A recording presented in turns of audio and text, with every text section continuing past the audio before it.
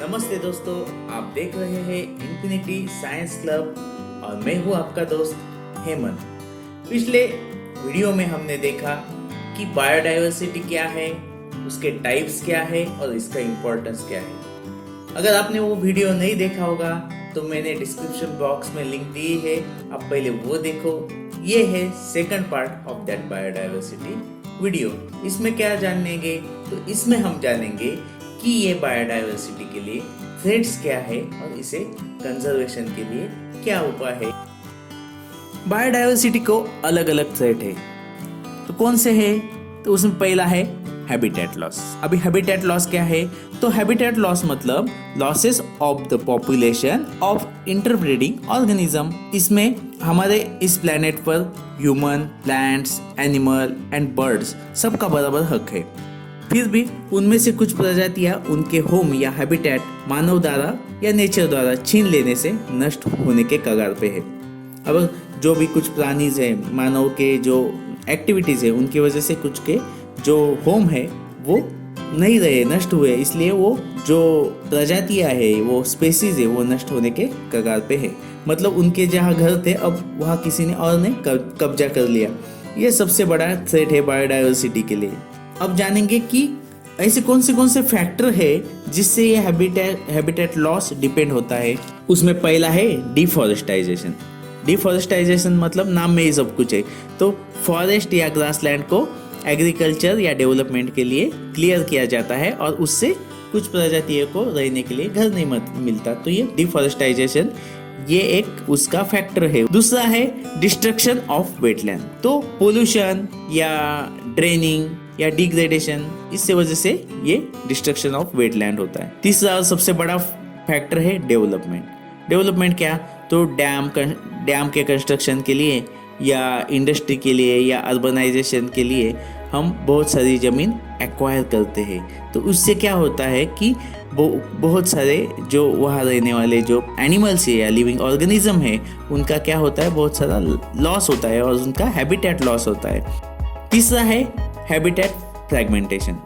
Fragmentation मतलब टुकड़े करना। अगर हैबिटेट को हम छोटे छोटे टुकड़े में डिवाइड किया तो कुछ स्पेसीज के लिए रिसोर्सेज कम पड़ जाते हैं, इसलिए भी उनका हैबिटेट लॉस होता है। आगे का है रॉ मटेरियल।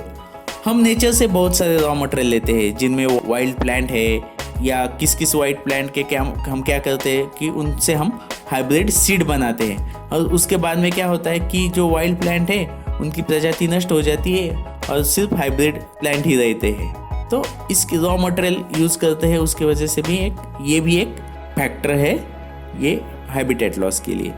और एक है प्रोडक्शन ऑफ ड्रग, मतलब collection of wild plant for drug, medical plant. इससे कुछ प्रजातियां नष्ट होने के कगार पे हैं। मतलब हमें जो मेडिसिन बनाने के लिए या ड्रग बनाने के लिए हम कुछ जो वाइल्ड प्लांट है वो हम वहाँ से लेते हैं और वो उसकी कुछ प्रजातियां अब लगभग नष्ट हो गई या नष्ट होने के कगार पे है।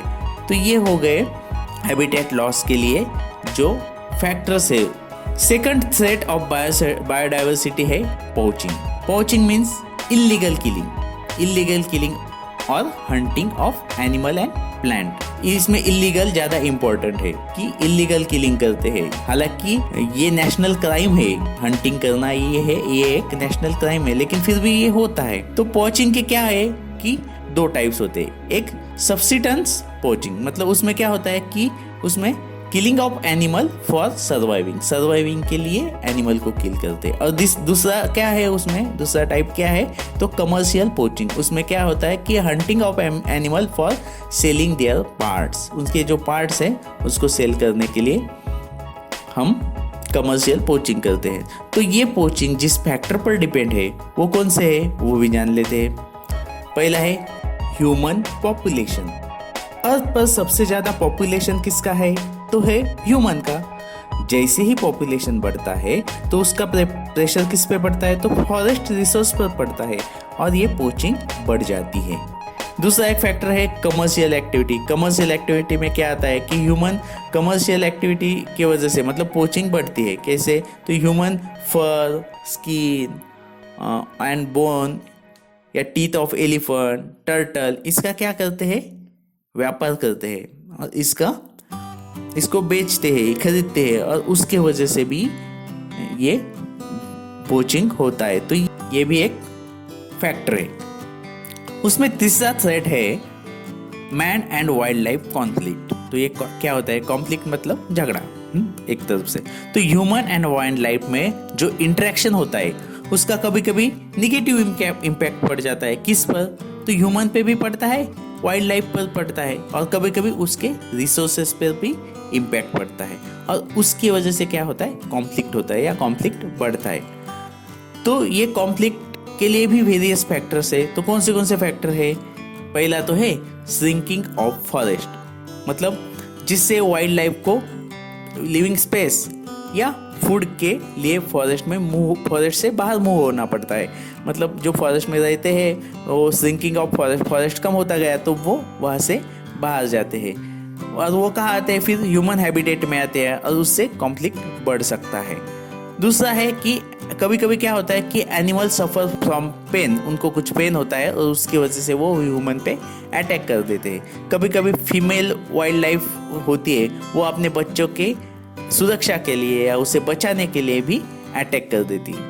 और कभी कभी और एक फैक्टर है कि गार्बेज नियर ह्यूमन सेटलमेंट के नियर जो गार्बेज रहता है, तो उसकी वजह से वाइल्ड लाइफ क्या होती है कि अट्रैक्ट होती है वहाँ, और वहाँ ह्यूमन एंड वाइल्ड लाइफ क्या कॉन्फ्लिक्ट बढ़ सकता है। फोर्थ थ्रेट कौन सा है? Endangered, endemic and extinct. अभी क्या है? एक्सटिंक्ट मतलब ऐसी प्रजाति है जो अब पूरी तरह से नष्ट हो गई। उसके लिए अलग अलग रीजन हो सकते हैं। दुनिया में आज तक 5 बार बहुत बड़ा एक्सटिंक्शन हो गया, उसे मास एक्सटिंक्शन कहते हैं। मास एक्सटिंक्शन मतलब बड़ा एक्सटिंक्शन, तो वो 5 बार हुआ है, जिसमें एक बार डायनासोर गए, तो ऐसा बहुत बड़ा एक्सटिंक्शन 5 बार हुआ है, और 6 एक्सटिंक्शन अभी चालू है। और जो जिस स्पीड से चालू है, तो अगले 100 साल में लगभग आधी प्रजातियां नष्ट हो जाएगी, ऐसा अनुमान है। इंडेंजर्ड स्पेसी क्या है? तो इंडेंजर्ड स्पेसी है जिन प्रजातियों की संख्या तेजी से कम हो रही है और वो नष्ट होने के कगार पे है, उन स्पेसीज को क्या कहते हैं? इंडेंजर्ड स्पेसीज कहते हैं। एक संस्था है international union for conservation of nature. वो क्या करती है? तो वो एक रेड बुक पब्लिश करती है, उसमें जो इंडेंजर्ड स्पेसीज है उसके बारे में अपडेट किया जाता है। हमारे इंडिया में भी बहुत सारे इंडेंजर स्पेसी है, जैसे इंडियन लायन है, वल्चर है, बंगाल टाइगर है, तो ये क्या है? इंडेंजर स्पेसीज है। बाद में आता है एंडेमिक स्पेसीज। एंडेमिक स्पेसीज मतलब ऐसी species whose range is restricted to limited geographical area. मतलब ऐसी स्पेसीज है उनको हमने सुरक्षित किया गया है और उनको एक स्पेसिफिक एरिया दिया गया है, जियोग्राफिकल एरिया दिया गया है। तो हमारे इंडिया में कैसे? जैसे नीलगिरी थार है, उसे कहा केरला एंड तमिलनाडु में लोकेट किया गया है। या लायन टेल्ड मंकी है, वो साउथ इंडिया वेस्टर्न घाट पे उनके लिए लिमिटेड जियोग्राफिकल एरिया लोकेट किया गया है। अब एक्सटिंक्शन, इंडेंजर, इंडेमिक, ये तीनों के लिए कौन से फैक्टर्स हो सकते हैं? तो उनके लिए फैक्टर्स है पोल्यूशन और ओवर एक्सप्लॉयटेशन, क्लाइमेट चेंज। तो ये हो गए थ्रेट टू बायोडाइवर्सिटी। कोविड-19 के से हमें यह साफ पता चला है कि जब हमारे बायोडाइवर्सिटी को हम डिस्ट्रॉय करते हैं, तब रियल में हम ऐसे सिस्टम को डिस्ट्रॉय करते हैं जो हमारे लाइफ सिस्टम को सपोर्ट कर रही है। हमारे लाइफ को सिस्टम को जो सपोर्ट कर रही है उसे हम डिस्ट्रॉय कर रहे हैं। इसलिए ये ऐसे कोविड-19 जैसे एपिडेमिक या पैंडेमिक डिसीजेस आते हैं। उसके लिए उपाय क्या है? तो उसके लिए उपाय है कंजर्वेशन। तो जानेंगे कंजर्वेशन के बारे में। कंजर्वेशन मतलब क्या? कंजर्वेशन मतलब टू प्रोटेक्ट करना, अपलिफ्टमेंट या scientific management of biodiversity. Biodiversity को प्रोटेक्ट करना, उनका मैनेज करना या उनको अपलिफ्टमेंट करना। तो ये कंजर्वेशन का मतलब है। किसके लिए करना है ये कंजर्वेशन? तो sustainable benefit for the present and future generation. हमारे प्रेजेंट जनरेशन के लिए या फ्यूचर जनरेशन के लिए सस्टेनेबल बेनिफिट मिलना चाहिए। इसके लिए बायोडाइवर्सिटी का कंजर्वेशन करना ज़्यादा ज़रूरी है। हमारे इकोसिस्टम का बैलेंस मेंटेन रखने के लिए कंजर्वेशन ऑफ बायोडाइवर्सिटी जरूरी है। उसके कंजर्वेशन के लिए कौन से मेथड है? तो 2 मेथड है। कौन से? In situ and ex situ. Situ मतलब क्या? सीटू मतलब ये एक लैटिन वर्ड है, तो लैटिन वर्ड में सीटू का मतलब साइट होता है। मतलब इन सीटू मतलब क्या? तो on site conservation and ex situ मतलब ऑफ साइट कंजर्वेशन। पहले हम देखेंगे इन सीटू कंजर्वेशन। जो स्पेसीज है उनको उनके नेचुरल हैबिटेट में प्रोटेक्ट करते हैं। जो स्पेसीज जहाँ रहते हैं वही उनको नेचुरल हैबिटेट में प्रोटेक्ट करते हैं। तो उन्हें कहीं एक जगह से दूसरी जगह मूव नहीं करते, तो जहाँ रहते हैं वहीं पे उनको प्रोटेक्ट करते हैं। उसे कहते हैं इन सीटू कंजर्वेशन। तो इन सीटू कंजर्वेशन जो है उसके कौन से टाइप्स है? एक नेशनल पार्क में भी एक कंजर्वेशन होता है। नेशनल पार्क क्या होता है? तो एक बड़ा प्रोटेक्टेड एरिया होता है जहाँ पर्टिकुलर स्पीसीज को या इकोसिस्टम को प्रोटेक्ट किया जाता है। हमारे इंडिया में भी अराउंड 103 नेशनल पार्क्स है और वो इंडिया के लगभग 1.23 of total geographical area cover करते हैं।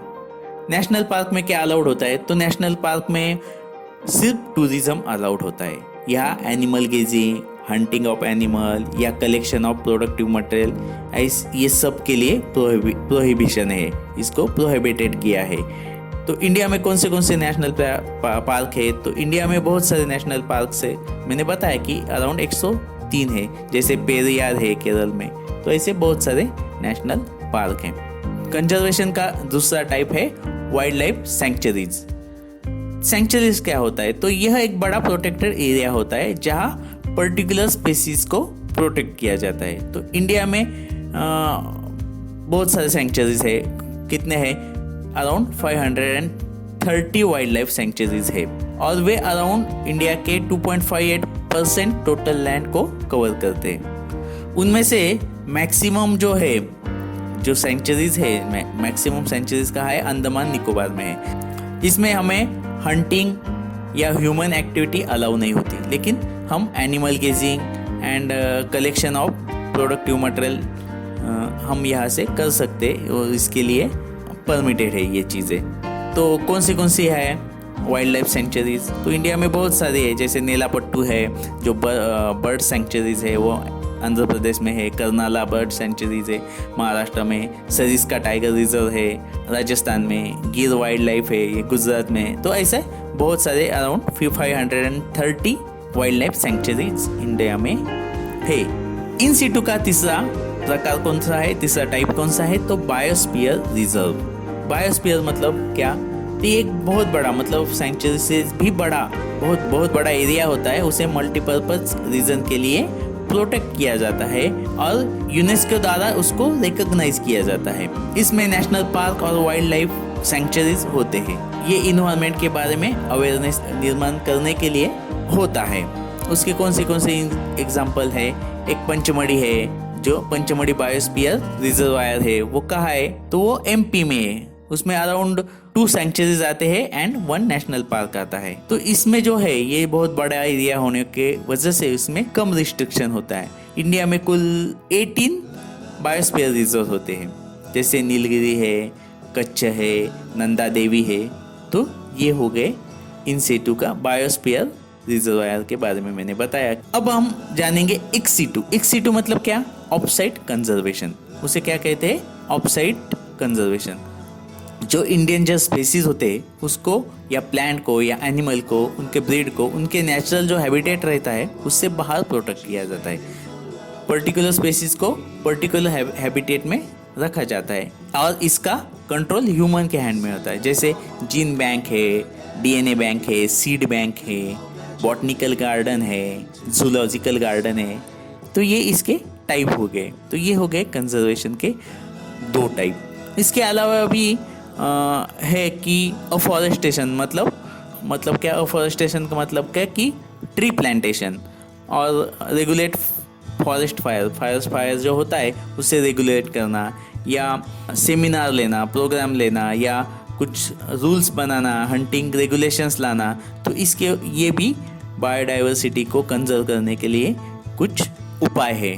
तो ये आज हमने जाना कि बायोडाइवर्सिटी के जो थ्रेट्स है, बायोडाइवर्सिटी पे क्या थ्रेट्स है वो उसके बारे में जाना, और बाद में हमने जाना conservation of biodiversity. I hope you like this content and I hope you subscribe my channel. Share this video with your friends if you like it. That's it from my side for the day. Jai Hind. Bye bye.